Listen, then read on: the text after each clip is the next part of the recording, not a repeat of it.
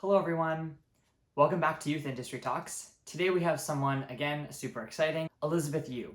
She lives in New Jersey, but she's based in New York. She is represented by Take 3 Talent, and she's done a few speaking roles here or there. She's been acting professionally for about 2 years, and she is filming an independent feature film next spring. So everyone, watch out for that. But yeah, here it is. Hello, everyone. Welcome back to Youth Industry Talks. Today we have someone very special. Her name is Elizabeth Yu. Here she is. Tell us a little bit about yourself. Hi, I'm 18 years old. I am in New Jersey, and I'm not really like good at anything else. So like this has to really work out for me. This whole acting thing, hopefully. Yeah. Okay, so my first question is something that I ask everybody, and it's like every time we say you're an actor, people always ask this question. But like, Yeah. what made you want to do acting, like in general, and then what made you want to go professional? Right. Well, I've always loved acting. Like I started doing like my little elementary school shows and everything like that, like after school and stuff. And I like it kind of like grew from like doing in elementary school, then I kind of stopped and I was like, I really want to go back into that. And then I did it all throughout high school. And then it kind of got to a point where I was just like, okay, like, everyone gets to that point in high school where like, what now? What is gonna happen after this? And it started like I started growing this like love for like the art part of it and like how I never really saw it as like actors or artists. I kind of just like saw it like they're performers, they're entertainers, but like I really found this deep connection with being an artist and expressing yourself through acting, and I love that. And I was just so like taken by it that I was just like, okay, let's do this, let's stick with this. And then I started applying everywhere and stuff like that. So like, yeah, that's how I kind of grew my strong connection with it, like spiritually or whatever. Oh, that's so interesting. I'm curious. How did you find the term like artist? Because I found that too when I started doing acting too. I've been acting since I was like 5 technically, but professionally only for like 2 years.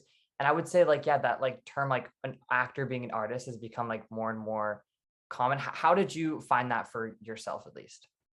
I think it came from like, learning more about it. And also like, you're brought up from a young age, like watching movies, and then you see celebrity and you're like, oh my God, you put them up on this pedestal. And it like, the more and more you meet actors, you kind of disconnect from that and really learn more about, who they are. And it truly becomes this kind of expression like fashion or painting. And I think that that's where it comes from. Learning more about it kind of turned it into like a, oh wow, you know what I mean? Like, oh yeah, I really want to do this. Yeah. I completely agree. I Yeah, feel the yeah, same way. The more I talk to other actors and like meet yeah, people and things, it's like that whole like term of like celebrity and like a child actor like making it big has just become less and less about that and more about like how did they get there? How are they doing? Why did they yeah, choose this project? Like, oh, they're so talented. Like it's more of like a learning thing and like a, oh, I'd love to sit down and talk to them than it is like a, oh my God, they're the best person in the world. You know what I mean? yeah, And yeah, yeah, maybe they are an amazing person, but yeah, I'm glad you brought that up. I've found that yeah, too when I started doing it professionally. Like the more you meet people, it's like we're all in it together. Like we're always looking for a yeah, job. Like we're all artists. Yeah, yeah.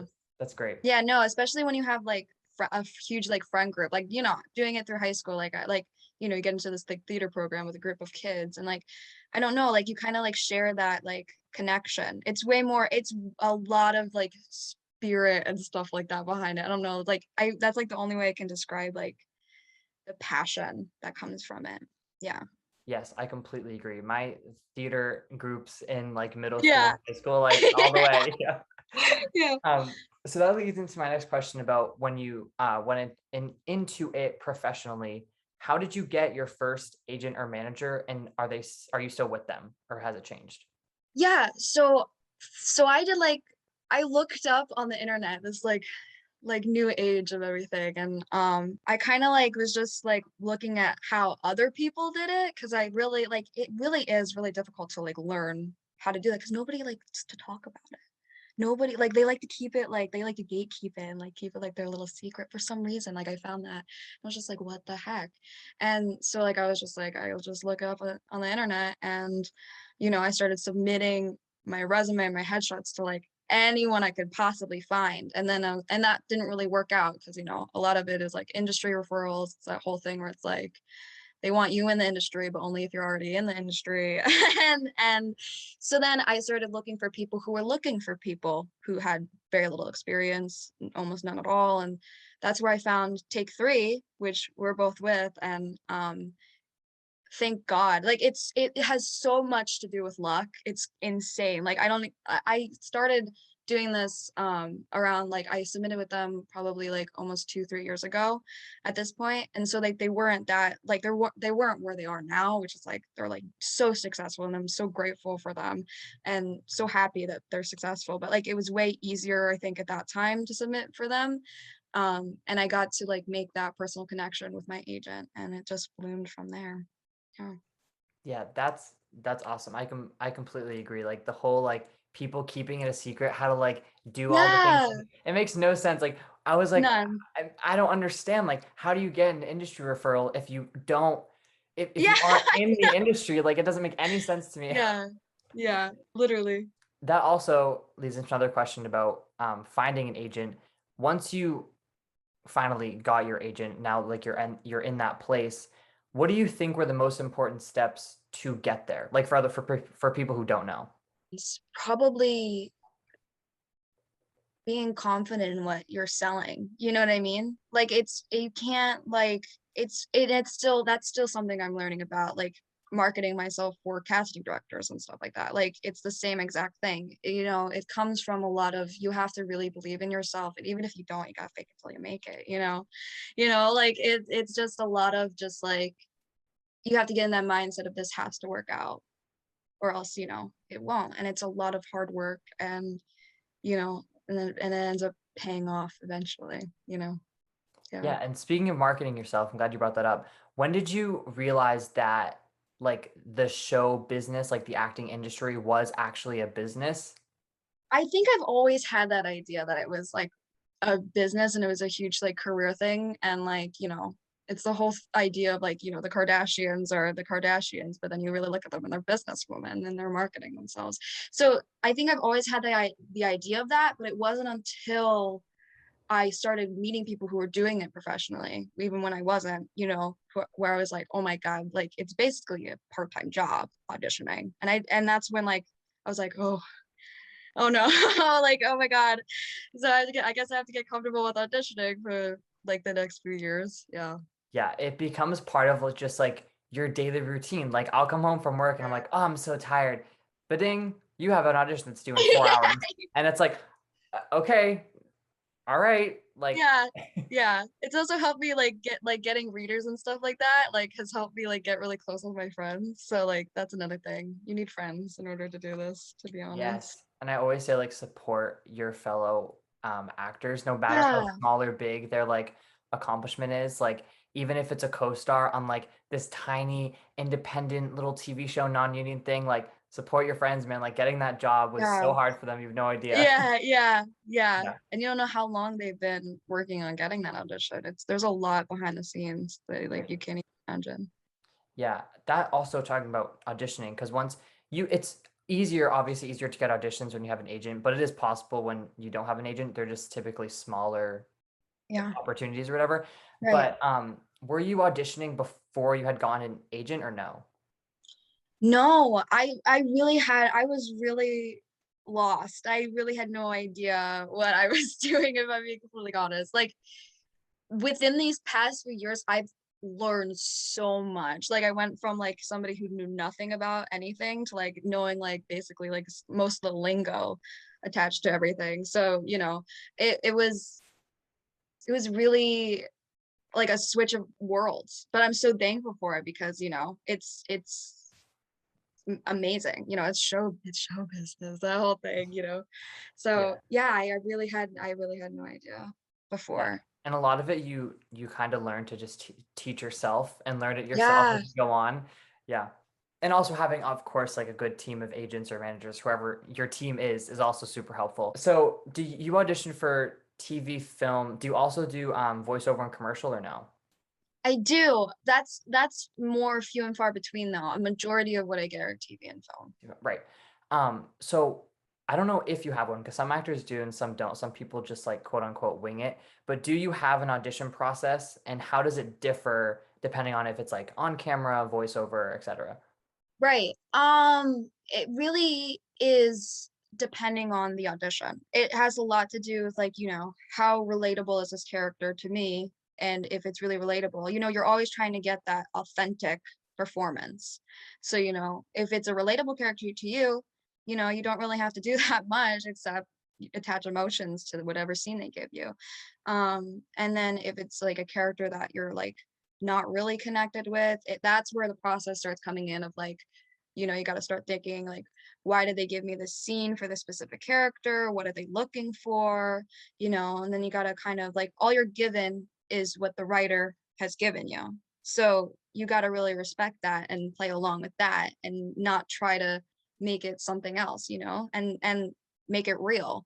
That's like your job, I feel like.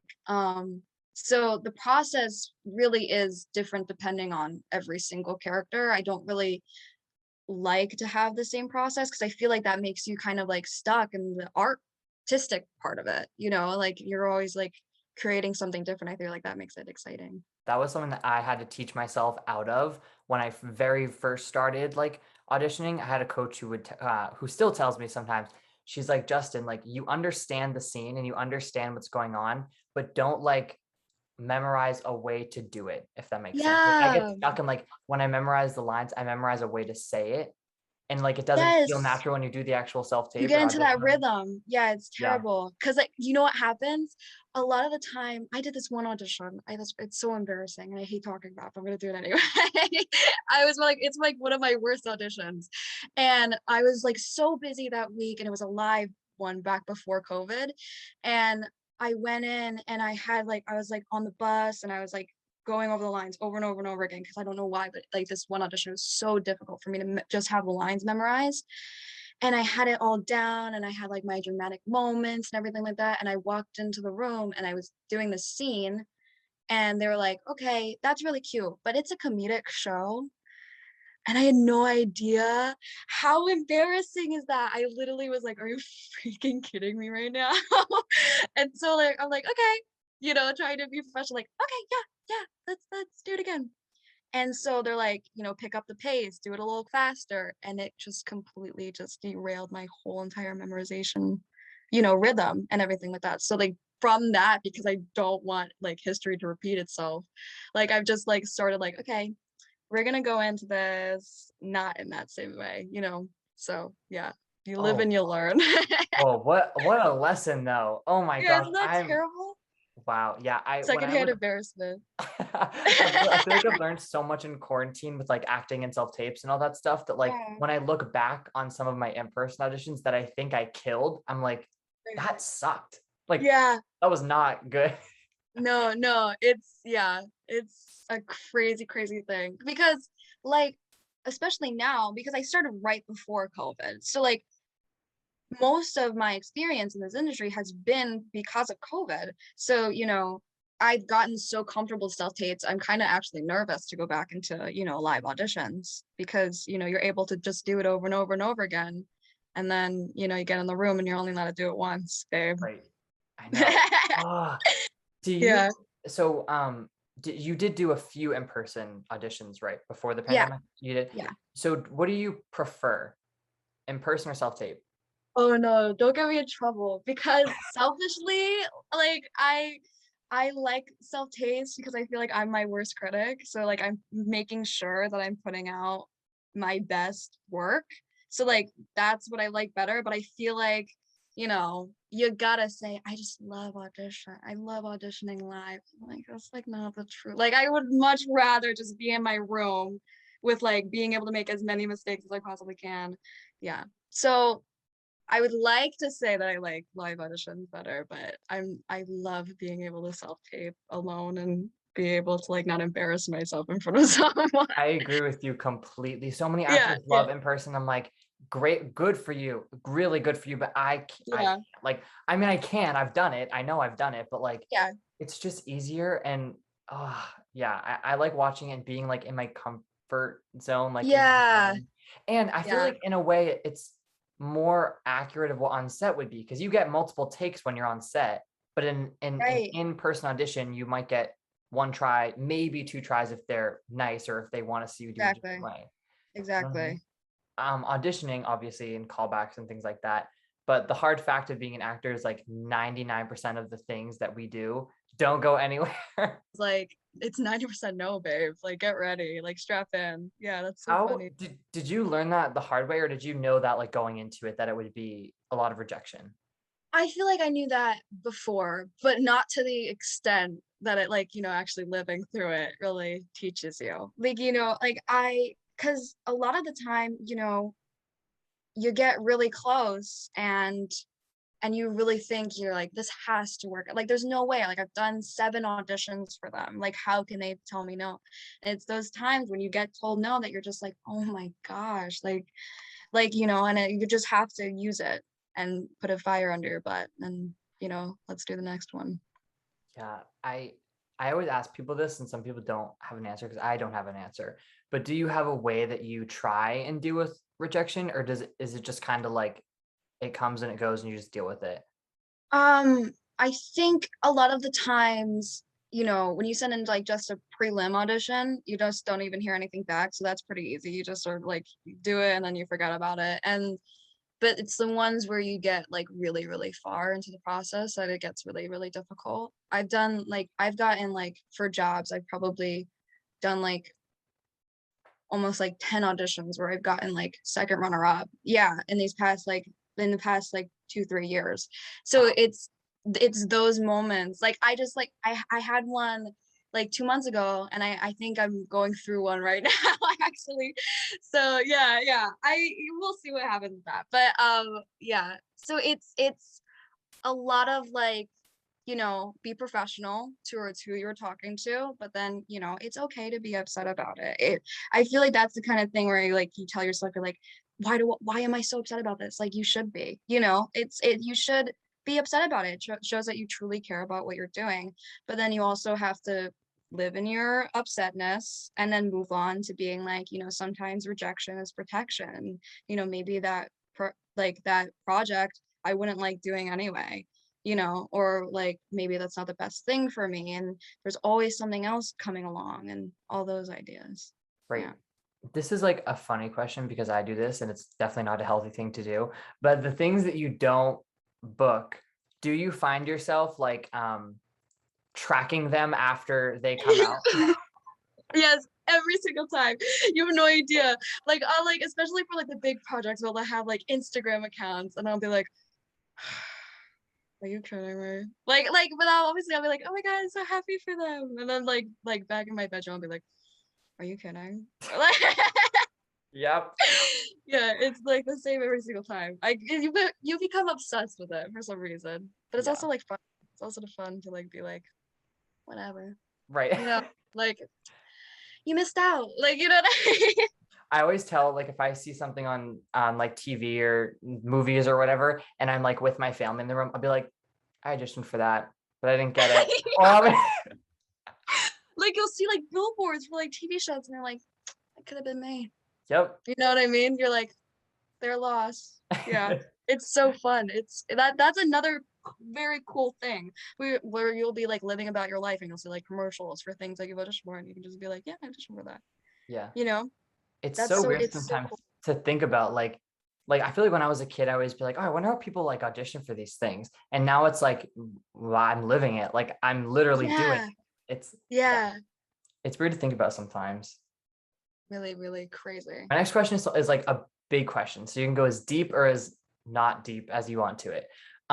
So keeping in sphere of like youth industry talks and me always talking with like younger people in the industry, um, what do you think like young people in the industry, like whether it be like in front of the camera or behind the camera, have to offer the entertainment industry like as a whole, like us as a generation, if that makes sense? I feel like something that I love the most about our generation is how, constantly changing we are about what we're allowing, the media to show us and stuff like that. So I think that one of the best things that we have to offer to the industry is this new age of just like stories that are finally being heard, and people who are finally being represented. And I think that that's one of the greatest things, because right now with like TikTok and Instagram and everything like that, we're so connected as a people that it's very hard to like keep doing the same thing over and over and over again, which is something that the industry has got by doing for years. So like us as a young audience, we want to keep seeing change and more realistic, but then we're also as an audience really like reliable. I feel like we're really like a trustworthy audience, people who are going to engage. It's just about whether or not what we're seeing, do we believe in it? And I feel like that's one of my favorite things right now, and especially with like my kind of acting and my kind of like my acting that I love seeing and love doing. It's like the really realistic, like Meisner kind of performance. So like, and I feel like that's just starting to become a more and more and more kind of thing where like, you have like A24 and you have like all these indie films that people are like the film snobs are like, yeah, I watched that. It was good. So, I feel like that's one of my favorite things, is that it's becoming more and more and more like art, like how I was saying in the beginning. Yeah. Yeah, I agree 100%. I find with uh indie films, even if they're indie films that are like super popular and people are like, oh, you can't even call it an independent film anymore. It's Yeah. like there's still something different about it that like like just being like real. Like there are certain super very very very famous independent film now, Lady Bird, I am obsessed with because it's just like someone's life. There's a plot, but like there's not really a Yeah. plot. Like it's just well written. It's beautifully acted by everybody in the cast. And it's just like really, it's like art. Like I feel like when I'm watching, I don't feel like I'm watching a movie and like thinking about like, oh, how'd they film that? I'm just like watching someone's life unfold. Yeah. That's one of my favorite things, because like you get this idea as like, I feel like us auditioning for a process, we see like the whole process. So like the higher ups are looking for like a purpose behind it, and sometimes there's not, and that's so, I love the beauty behind that. Or sometimes you have to really work hard to figure it out. Those are also the things I love, like looking through the metaphors and looking through like maybe like the filmmakers like put certain colors in the film and to like represent different things, like those I love as well. So yeah, it's amazing thing that I really like. I would love even if it wasn't popular right now. So it's like really like thank God it's popular right now, because that is the thing that I love to do. Yeah, that's super interesting. Something that I've talked about a lot with I had a screenwriter on this, I think is my first one, a teen screenwriter. I'm obsessed with her. She's amazing. And we were talking a lot about like writing and that part of the industry, which I'm less familiar with. I do call myself a writer. I do write things like for fun mostly, not really Yeah. like professionally. I don't make money off Yeah. of it. But I do write things. I like writing like scenes and like episodes of things like for fun. It's like I find it so fun for me to do that. And we were talking a lot about how teenagers talk in shows. And something I brought up, and I brought up with a few people because I like to everyone's like take on it.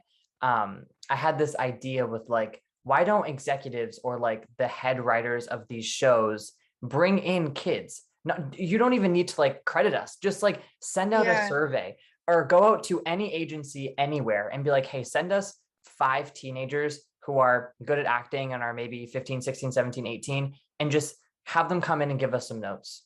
Like, I feel like that would help so much because a lot of it, Yeah. yeah. What do you think about that? No, I love that. That's such a like, because my problem with a lot of scenes, and especially what I was talking about, where it's really hard for me to relate to it, is like the idea of like, I would never actually say this. So like I'm finding it really hard to like do it realistically, like do it authentically if I myself wouldn't do it authentically. So like that's super interesting that you brought that up, because I like that's such an amazing idea. Like I would love if everyone could do that, because that would make our job, I think, 10 times easier. Right. Yeah. Yeah. Yeah, a lot of it because I assume you do too. We audition for mostly like teenage roles. Yes, I assume. Yeah. So a lot of it, well, some of oh, I shouldn't say this. Some of it's great. Some of it I think is very like realistic. Yeah, I would totally say this. Yeah. This is something that like someone my age would say.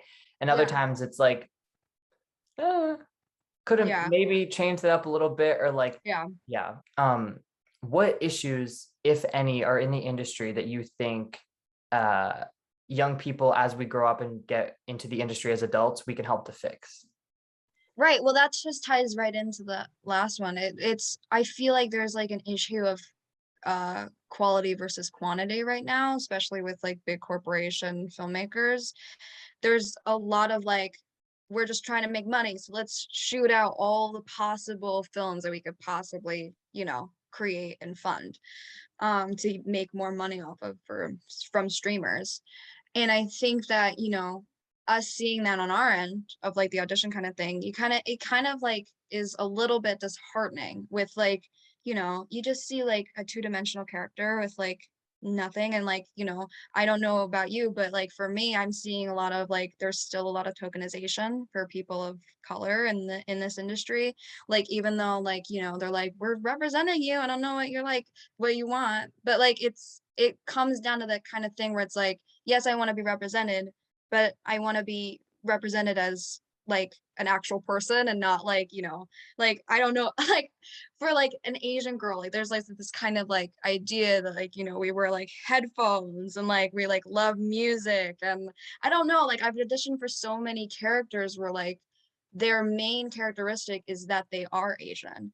And, that kind of thing I feel like is slowly going to start becoming less and less of a thing, which I love because then I'm going to actually play people who are like me and like live their life not concerning the fact that I am Asian 90% of the time. So I think that with our generation coming in, there's so many more kids with, the way that everything works that are mixed and that are way more ethnic and, that are like, I'm fighting for like who I am and I'm proud of it. And, I feel like that's gonna start to be blossom into this new age, I feel, of film and TV and theater. Yeah. Yeah, that's beautiful. I've heard a few people say that too. Someone said this. I want to call her because it's obviously not my words. Michaela Lizak. She said that in diversity, in the terms of like being represented, she was like, I want. She was talking about Black people, African Americans, people of color. She was talking about how I want to be represented, but I don't want the character to be they are Black and this is how it affects them. I want it to be like they're Yeah. a leading role and they just so happen to be Black or they just so Yeah. happen to be Asian or a person of color or something like that or mixed ethnicity, something like that. And I thought that was so true. Like especially Yeah. with breakdowns on like Actors Access, Breakdown Express, or whatever. Uh, I don't know about your end, but I feel like I'm seeing more and more like all the series regulars and it's saying all ethnicities. Yeah. Yeah. Yeah. The thing about that though is that sometimes that is kind of an excuse I found for some casting directors to not get in trouble for wanting to cast specifically Caucasian characters. That is something, but I love how they kind of have to do that now because like it's like it might not be for the right intentions, but it's still like a really good thing because like like lawyers and everything like that are tied to That's everything. true because casting directors can technically choose whoever they want to Exactly. bring in. They don't, no one's telling them like you have to pick this person, you have to bring in this person, you have to like it's Yeah. up to them. That's true.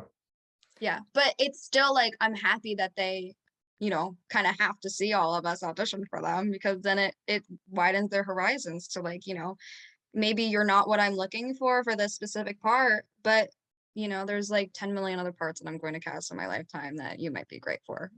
So, Great. Yeah. Well, that's amazing. I have two last things. One, advice to young actors who are either in the industry already working professionally or or people who are like coming into the industry or hope to be.